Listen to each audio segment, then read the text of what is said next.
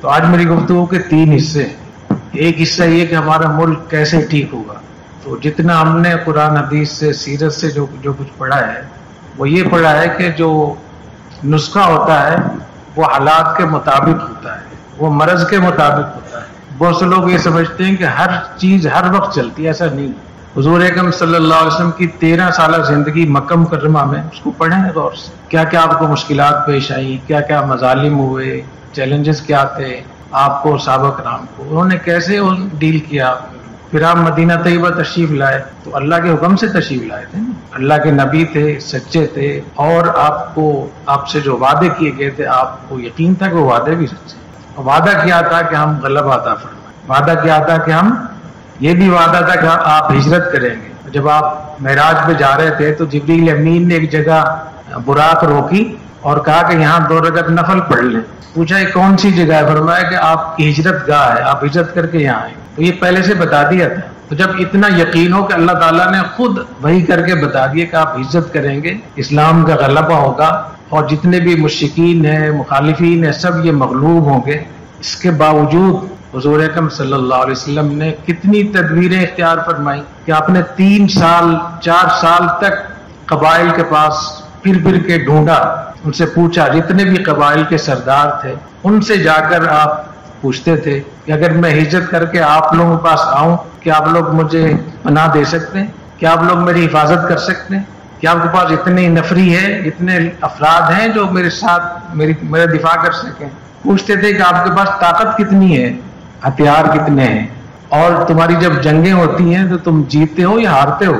33 قبائل کے سرداروں کے پاس نبی کریم صلی اللہ علیہ وسلم نے الگ الگ جا کر، اور بہت سارے جو اصحاب سیرت ہیں جو ان سیرت پہ کتابیں لکھی ہیں، تو ایک ایک قبیلے کا مکالمہ نقل کیا ہے۔ اس کے بعد جب آپ نکلے، لمبا قصہ خلاصہ بتا رہا ہوں آپ، تو حضرت ابوبکر صدیق رضی اللہ تعالیٰ عنہ کو آپ نے دن میں بتایا جا کر، تو کیسے نکلے بتانے کے لیے کہ منہ پہ آپ نے ٹھاٹا باندھا، اور دوپہر میں، چونکہ عرب جو تھے دوپہر میں سب سوتے تھے تاکہ کوئی دیکھ نہ لے، تو منہ پہ نقاب باندھ کر، ڈاٹا باندھ کر آپ تشریف لائے اور جا کر بتایا کہ آج ہم ہجرت کے لیے نکلیں گے۔ اور واپس پھر اسی دروازے سے نہیں، پچھواڑے سے ایک کھڑکی کھلتی تھی، اس کھڑکی سے پیچھے سے نکل کر آپ چلے۔ اور پھر آپ نے حضرت ابوبکر صدیق رضی اللہ عنہ کے بیٹے کو مقرر کیا کہ تم ساری خبریں لے کر آنا، اور جس طرف راستہ تھا مدینہ کی طرف جانے کا اس سے بالکل 180 پہ آپ تشریف لے گئے، تاکہ اگر مشرکین مکہ ڈھونڈیں، اور پھر حضرت علی رضی اللہ تعالیٰ عنہ کو اپنے بستر پہ لٹا دیا۔ تو یہ ساری وہ تدبیریں، اور وہاں جا کے کس طریقے سے آپ چھپے رہے غار میں، اور ساتھ میں ان کے جو صاحبزادے تھے وہ بکریاں چراتے تھے، اور ساتھ میں دن بھر کی خبریں بھی لے کر آتے تھے اور دودھ بھی پلا کر جاتے تھے۔ اس کے باوجود آپ نے کافر کو کرائے پہ لیا، مزدوری پہ، آپ ہمیں اطلاعات دیں گے پوری۔ تو یہ جو ہجرت کا جو پورا واقعہ ہے، اس پورے واقعے کو آپ پڑھیں تو آپ کو اندازہ ہوگا کہ ایک ایک قدم پہ تدبیر ہے، حکمت ہے۔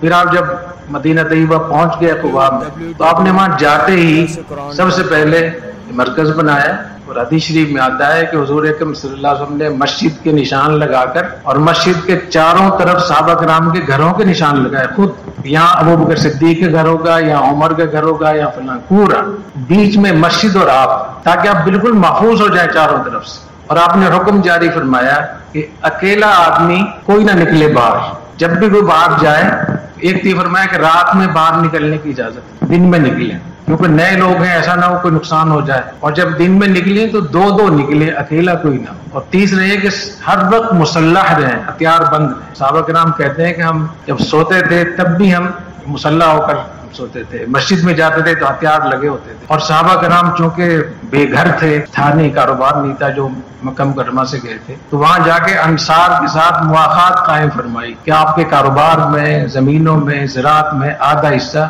مہاجرین کا بھی۔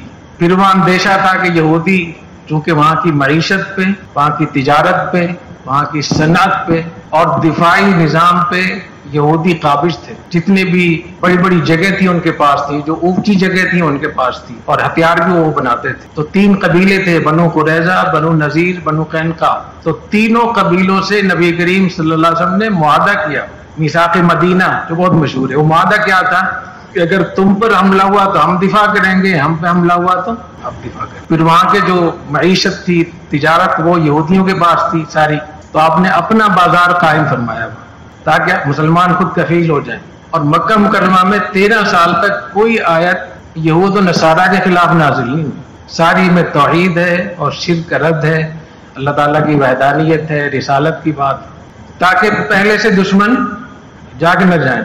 اور جب آپ مکمل آپ غالب آ گئے، فتح مکہ میں جب آپ پہنچ گئے اور مکہ پہ آپ کا غلبہ ہو گیا، تو تب بھی آپ نے کتنے لوگوں کے کو امتیازات دیے، حسن سلوک کیا، کسی کو 300 اونٹ دے رہے، ہزاروں بکریاں دے رہے ہیں۔ ان لوگوں کو جو لڑ رہے تھے، صفوان ابن امیہ، ان کو 300 اونٹ دی، سہیل بن عذاب کو اتنی زیادہ بکریاں دی کہ وہ گن نہیں سکتے تھے۔ تو میرا عرض کرنے کا مقصد یہ ہے کہ جس انداز سے ہم مشتعل ہو رہے ہیں، جذباتی ہو رہے ہیں، پوری قوم اس طریقے سے جذباتی ہوئی ہے، اس میں کتنی خیر ہوگی، اللہ خیر عطا فرمائے۔ لیکن مجھے اس کا اندیشہ ہے کہ کہیں خدا نخواستہ لیبیا کی طرح نہ ہو۔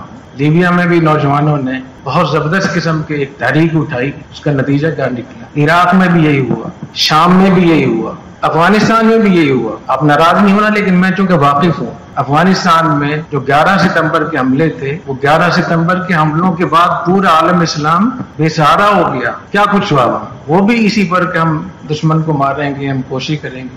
تو تدبیر، حکمت، یہ ہمارے سیرت کی بہت بڑا باب ہے۔ تو ایسا نہ ہو کہ ہمارا ملک جو اللہ تعالیٰ نے ہمیں اتنا بڑا ملک عطا فرمایا ہے، یہاں اتنا دین ہے ماشاءاللہ اور اتنی سب چیزیں ہیں، اگر ہم بے تدبیری کریں گے اور جذباتیت سے کام لیں گے اور ہم نتائج کو نہیں دیکھیں گے تو بہت نقصان ہو سکتا ہے۔